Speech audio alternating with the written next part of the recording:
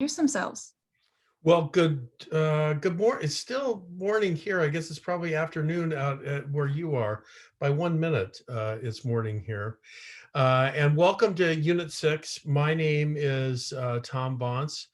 I'm a professor of education at Kansas State University and have been kicking around in We the People for 30 years.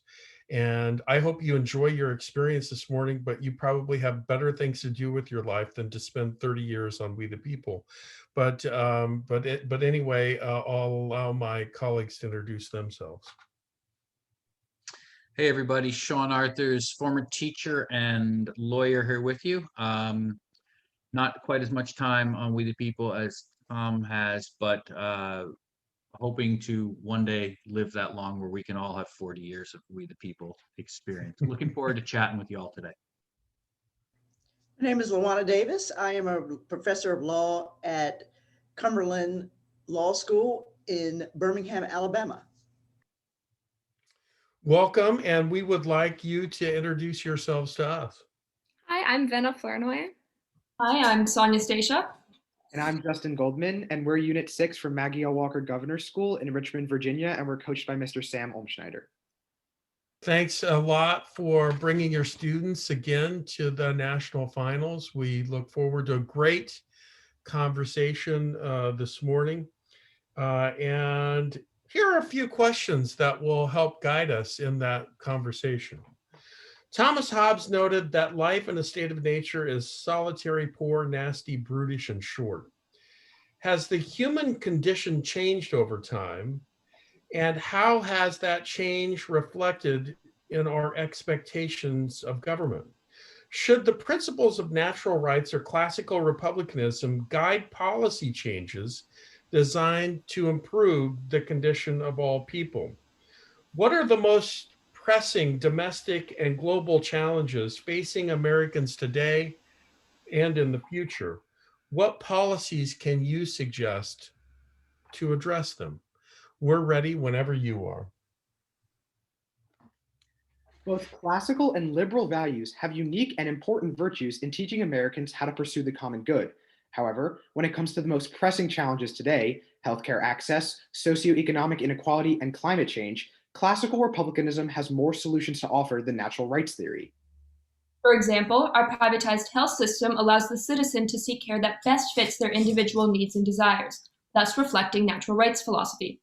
Despite this, around 46% of Americans are under or uninsured, proving this system is not providing adequate access to health services. The United States should adopt a universal and federal insurance system. However, hospitals, doctors, and other providers would still be privately owned and managed. This solution taps into the classical value of working for the common good. By preserving an affordable option of healthcare, the interests of the majority of Americans are protected. Whether they participate in the program or not, the option is available, promoting public interest and allowing for a greater number of people to pursue fulfillment. Using Republican ideas, a universal insurance system would better the welfare of the national body. Today, the problem of economic and social inequality also cries out for a solution grounded in republicanism. America's richest 1% have more wealth than the bottom 80% of their fellow citizens. Such significant disparities lead to lessened opportunities, as well as social and health problems for less wealthy Americans. As wealth is an overwhelming form of political power, as seen with First Amendment cases such as Citizens United v. FEC, this stark imbalance effectively limits the lower class's ability to participate fully in public life. In order to combat this crisis of rising inequality, the US government should employ classical Republican values, placing greater weight on the common good by enacting progressive wealth distribution policies, such as capital gains and estate taxes. Furthermore, to prevent the wealthy from merely shifting their capital between jurisdictions, intense coordination between the United States and foreign nations is necessary to mitigate the global impact of a moderately unequal wealth distribution through the executive's diplomatic power under Article 2, Section 3. The challenge of climate change is also best addressed with an appeal to Republican values of the common good. As one of the most long-term threats to our planet, climate change poses a severe risk to the life prospects of both current and future citizens and the nation itself. For example, climate change has caused extreme fires throughout the western United States and endangered staple crops like soybeans and corn. Estimates predict global crop yield rates will decline by 30% by 2050, which will be detrimental to the food security of future populations. Worldwide participation in multilateral agreements like the Paris Accords is critical in order to establish an international standard for greenhouse gas emissions. These can be pursued through the President's inherent powers and the formal treaty process in Article 2, Section 2.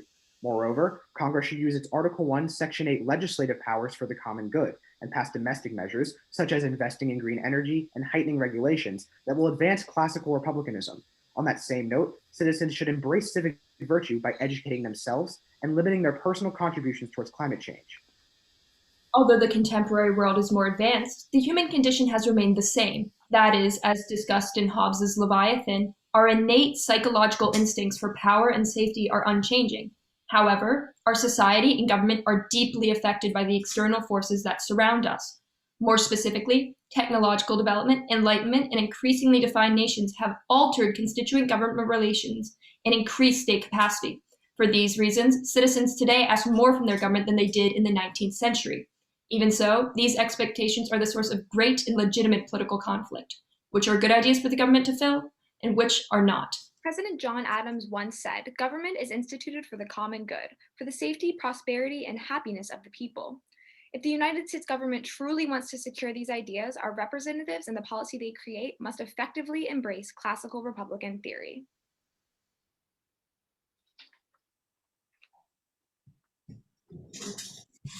Thanks, y'all. All right, so notes away, as we know. Let's jump right into so the big Virginia Tech football game leads to a super spreader event. So after the event, the governor comes out and says every citizen in Virginia, every person in Virginia, whenever they leave their house, must wear a mask or face a fine. Must wear a mask or face a fine. How would natural rights proponents and classical Republican proponents look at this law? What would be their take on it? So mask mandates are a pretty good example of valuing natural rights and common good within the same issue. Every citizen has a right to life and within that a right to health. So mask mandates protect that natural right while also protecting the common good by limiting the spread of the disease. From a classical Republican standpoint, this would be aiming to protect the public health interest of the common good. In his second treatise of government, Locke says that it's not only life, liberty, and property, but also health. And it's important to recognize that, and sacrificing economic liberty for the safety of all Americans in this case, or Virginians in this case, is super critical to the preservation of this country.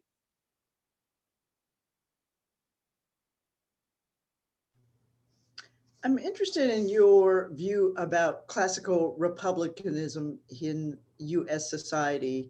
How do we, when people decide, citizens decide we are not going to sacrifice our individual rights for the good of the whole, how does anyone fix that tendency?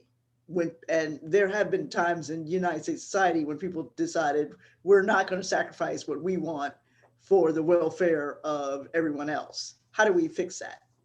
I think we can see here that's necessary that we use strong institutional design that modern Republican thinkers such as Philip Pettit argue for in order to not require that each individual citizen exercise civic virtue in every decision of their everyday life. That is simply impossible in our pluralistic society today. But rather we have strong institutions such as rule of law. So for example, we have the 22nd Amendment to restrict the passions of men for power and seeking more than 2 terms as president of the United States. And so with that strong institutional design, we can therefore check the tendency of men to not put aside those ideas for the common good.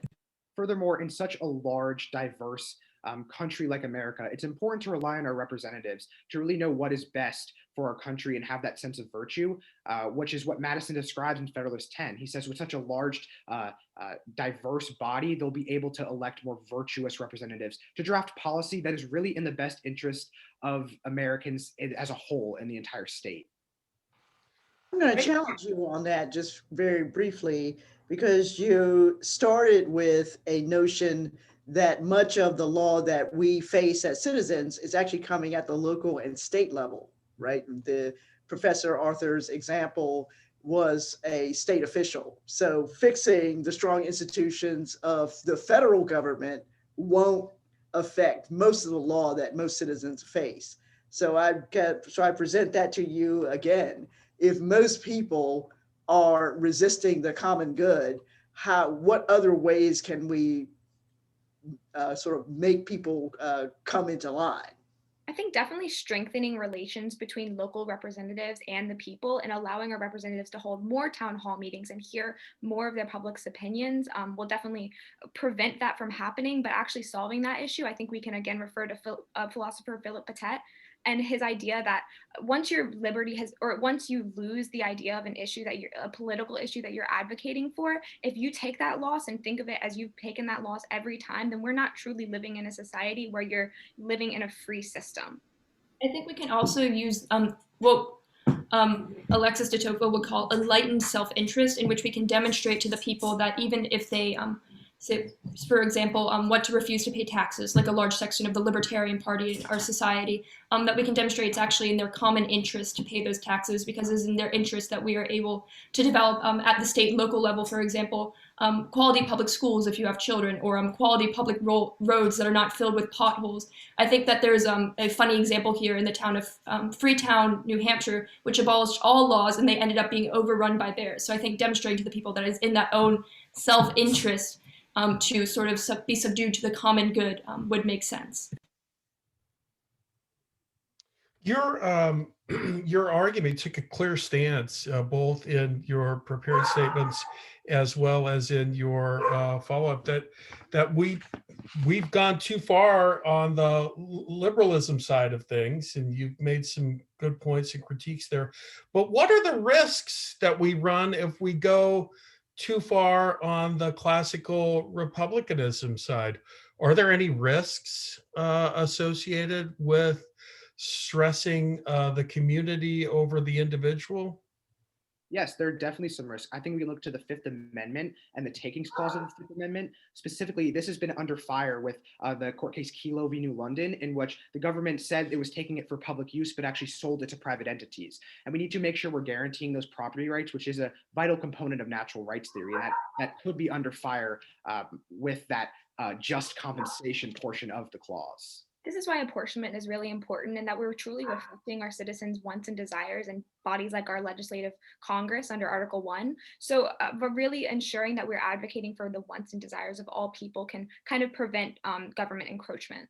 I think we can see another example of majoritarian influence for the so-called common good really resulting in grievous injury is with the internment of Japanese Americans, in which, while it only affected a few thousand American citizens, it resulted in millions of dollars of damage to that community and really demonstrated the cruelty that the United States can go to in essentially putting citizens in concentration camps without just compensation.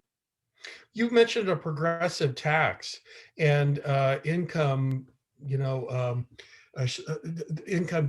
wealth distribution in the United States.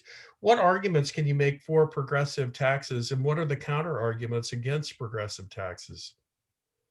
So I think ultimately we can see that progressive taxation under the Article 1, Section 8 tax and spend clause necessarily allows the United States government to positively redistribute wealth, so it has more effect in the economy. So the thinking is that when we have such concentration of wealth, for example, the top 10% of the country owns 70% of the wealth, that's not effectively spent by those individuals, and so it's not growing the economy. And so when we just redistribute, for example, with direct checks to But is it fair? Is it fair for the government? Is it fair for the government to take more wealth from some people and less wealth from others? Is that fair? I'd Is say that consistent with our values? I'd say that goes against natural rights theory. Specifically, the Biden administration is planning to announce an increase from 37 to 39.6% of people who make $400,000 or more for their income tax in the next week. And I'd personally say that's kind of taking away from the wealth of Americans who earn that. And that's there are other ways to kind of fix that wealth gap than kind of going against other citizens. I actually disagree. I would bring up the Lockean proviso, in which that John Locke said, with there's such acquisitiveness of property that other men can no longer gain further wealth through labor, that it's actually necessary that the government then wealth. Go ahead and finish your thought. Under this Lockean proviso, I think we are operating in conditions in which wealth is so concentrated in the hands of the few. For example, the 0.1% of the American economy owns 20% of the wealth. Then we can no longer be productive as an economy, and will actually slow economic growth and make it impossible for others to be entrepreneurial and fulfill that American dream. And so in that sense, it is necessary that we operate progressive wealth distribution policies. for the betterment of our own economy and the nation as a whole. Thank you very much. I really appreciate the presentation, and just a few comments and notes here. I really appreciated, as per normal and usual for Virginia, taking a clear stance on things, and I appreciated that, and then being able to argue for that clear stance, and that's excellent. The only thing, and it's hard to do, especially since we're given such limited time, is to tip your hat at least to the other side of, or a different perspective other than your own. And because I think a lot of people would agree with your stance on these issues, but you have to know a lot of people wouldn't agree too.